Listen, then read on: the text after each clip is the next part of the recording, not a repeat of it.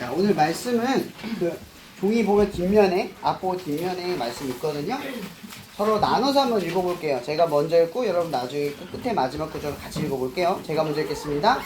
야곱은 홀로 남았더니 어떤 사람이 날이 새도록 야곱과 씨름하다가 자기가 야곱을 이기는 것을 보고 그가 야곱의 허벅지 관절을 치매 야곱의 허벅지 관절이 그 사람과 씨름할 때에 어긋났더라. 그가 이르되 날이 새러하니 나로 가게 하라. 야곱이 이르되 당신이 내게 축복하지 아니하면 가게 하지 아니하겠나이다. 그 사람이 그에게 이르되 내 이름이 무엇이냐? 그가 이르되 야곱이니라. 함께 읽을게요. 그가 이르되 내 이름을 다시는 야곱이라 부를 것이 아니요 이스라엘이라 부를 것이니 이는 내가 하나님과 및 사람들과 겨루어 이겼음이니라. 아멘. 그럼 말씀의 제목이 오늘 뭐냐면 다시는 야곱이라 부르지 않겠다라는 말씀 주제를 전하려고 해요. 지금 제가 여러분들에게 아브라함과 이삭과 그리고 이제 야곱에까지 이야기를 이어가려고 하는 거예요. 당연히 다음 주에는 요셉의 이야기를 할 거예요. 근데 오늘 야곱의 이야기를 할 때 이 야곱의 이름의 뜻이 뭔지 알아요? 발 뒤꿈치라는 뜻이에요. 근데 이게 무슨 뜻이냐면 야근꾀, 잔머리가 많은 사람, 교활한 사람 이런 걸 의미를 하거든요. 근데 야곱이 오늘 말씀에는 소개되지 않았지만 사실은 하나님께서 선택하셨어요. 뭐라고 선택했냐면 여호와께서 그에게 이르시되 두 국민이 내 태중에 있구나. 두 민족이 내 복중에서부터 나누이리라. 이 족속이 저 족속보다 강하겠고 큰 자가 어린 자를 섬기리라 하셨더니, 그러니까 큰 자가 누구냐면 형 에서, 작은 자는 누구냐면 야곱이에요.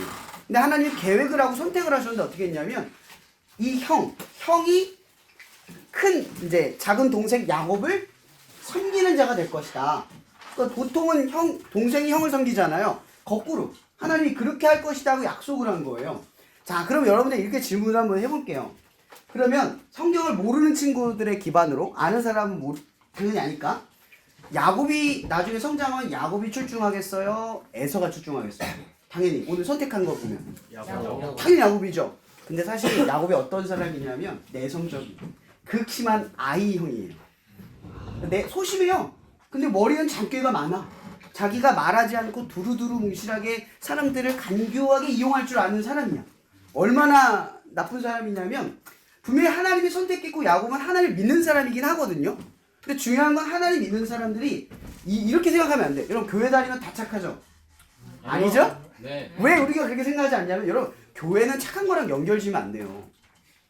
물론 하나님은 선해요. 착해요. 근데 교회를 다닌다 고로 착하다가 아니라 하나님을 믿는다 고로 착해진다 이렇게 봐야 돼요. 하나님이 우리를 착하게 만드신다 이렇게 봐야 되는 거야. 근데 야곱이 하나님을 믿는데 중요한 건 하나님을 잘 몰라. 하나님을 잘 못 믿는 거예요. 그래서 이 뒤꿈치의 별명에 어울리게 하나님은 믿는데 머리를 써. 이 야곱이라는 사람이 하나님의 장자권, 그러니까 하나님의 계보를 잇는 하나님의 약속의 자녀가 되고 싶은 욕망이 커요. 근데 그걸 이루는 수단이 나빠. 예를 들어 어떤 거냐면 에서가 사냥을 잘해요. 털이 좀 몸에 털도 있고 완전 멋있는 이형이야. 나가면 호전적이야 아주. 뭐 가면은 뭐 곰을 잡아오든 호랑이를 잡아오든 그런 좀 어떻게 보면 유명한 사람인 거죠. 그 출중한 사냥꾼이라고도 설명을 해요.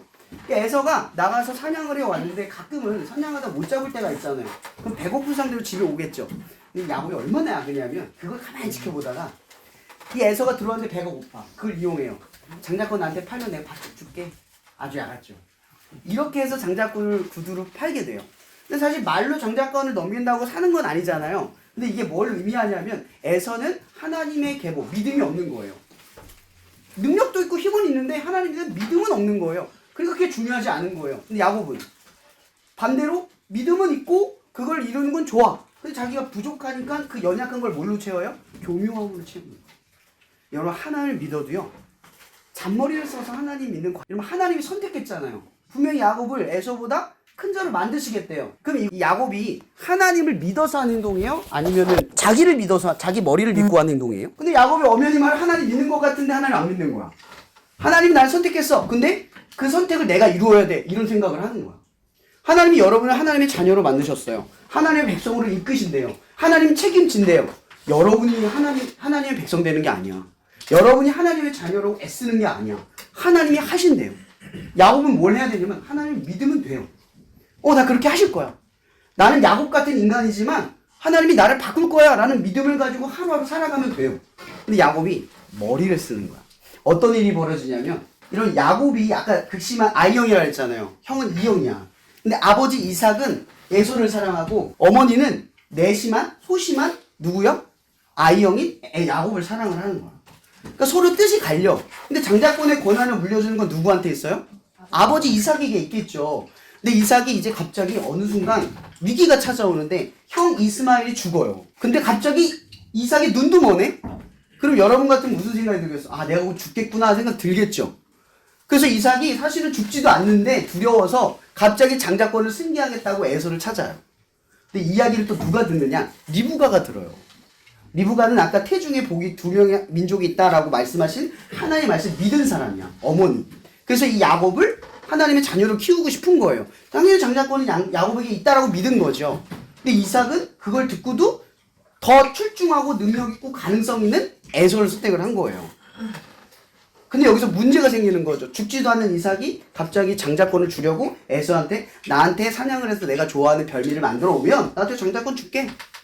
근데 그때 에서가 이제 나가려고 하는데 그 얘기를 누가 들어요? 어머니 리브가가 듣는 거야. 근데 리브가 믿음 있는 사람이잖아. 엿들으면 안 되잖아요. 엿듣고서면 하는 행동이 뭐냐면 야곱한테 가요. 야곱, 에서가 지금 나가는데 장자권 네가 가져야지.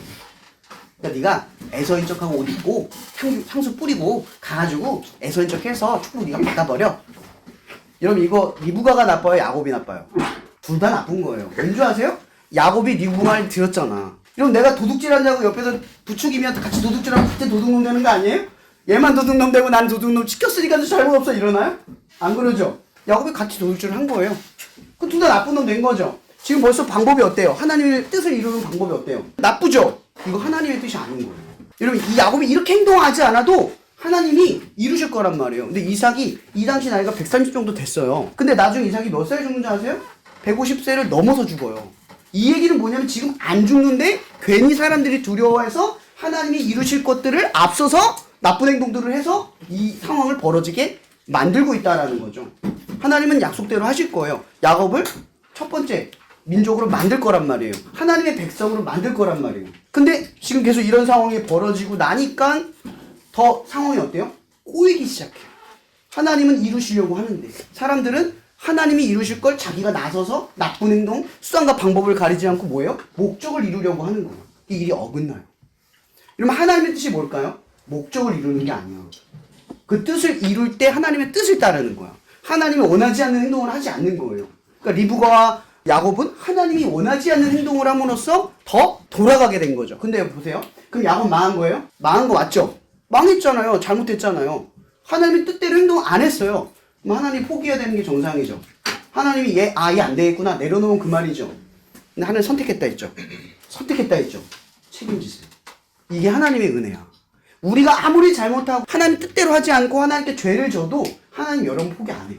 야곱이 뭐예요? 이름이 야근 꾀, 발 뒤꿈치 같은 인생을 의미하는 거예요. 근데 오늘 말씀 본문이 뭐예요? 다시는 야곱이라 하지 않겠다. 그럼 나중에 야곱의 이름이 바뀌어요. 그 이름이 뭔지 아세요? 이스라엘. 오, 안 해요. 이스라엘의 뜻은 하나님의 백성. 하나님의 백성.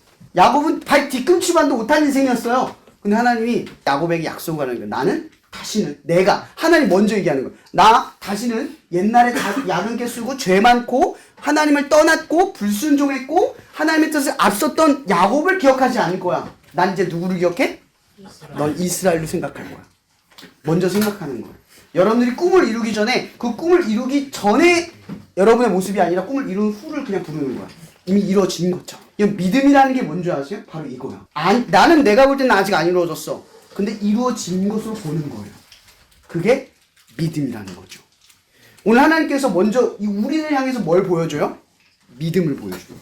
이런 믿는 건요 확신이 아니야. 그 사람이 나를 책임지고 뭘 줄 것 같아서 따르는 걸 믿음이라고 하지 않아요. 하나님이 여러분들에게 좋은 걸 줄 거라고 해서 믿는 걸 믿음이라고 하지 않아. 때로는 힘든 일도 하고 내가 원하지 않고 이해되지 않는 상황이 벌어져도 하나님이 좋은 분이라는 걸 믿는 믿음 때문에 믿음의 시야로 보는 거야. 그래 나 힘들고 지쳐도 지금 이 순간 나 하나님 미워서 하는 거 아니야. 더 위대한 계획이 있어. 내가 앞서지 않아도 하나님 이뤄. 나 능력과 자질 모자라도 하나님 이뤄. 야곱처럼 극심한 내향형이어도 재능도 없고 탁월하지 않아도 가능성 없는 인간이라도 하나님이 선택했으면 하나님 반드시 쓰셔. 여러분 우리의 상식에서는 우린 다 에서가 되고 싶어하는 거예요. 에서가 그런 인물이라고 생각하는 거죠. 신의 선택된 존재. 근데 하나님은 어떤 사람 선택한다고요? 아무 조건과 자격 없이 야곱을 선택했다. 여러분을 선택했다. 여러분을 하나님의 자녀, 하나님의 백성으로 선택할 때 자격과 조건을 말하는 게 아니에요. 이제 그냥 하나님 여러분을 선포하는 거예요. 너희는 이제 하나님의 자녀야. 네가 뭐라 하든 넌 내 자녀야. 네가 뭐라 하든 넌 이제 더 이상 예전의 야곱이 아니야. 이스라엘이야. 하나님이 여러분들을 어떻게 본다고요? 자녀로 본다.